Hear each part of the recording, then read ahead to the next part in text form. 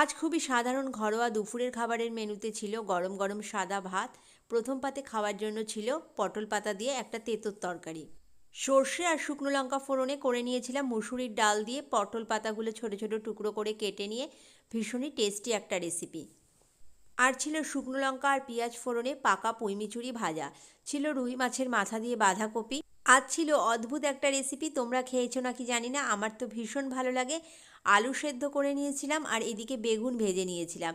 কাঁচা লঙ্কা আর কাঁচা পেঁয়াজ দিয়ে সর্ষের তেল আর নুন দিয়ে মেখে নিয়েছিলাম সেই আলু সেদ্ধ আর বেগুন ভাজাটা একসাথে। ভীষণই ভালো লেগেছিল। ছিল টমেটো আর সর্ষে ফোড়নে মুসুরির ডাল। আর ছিল ধনেপাতা রুই।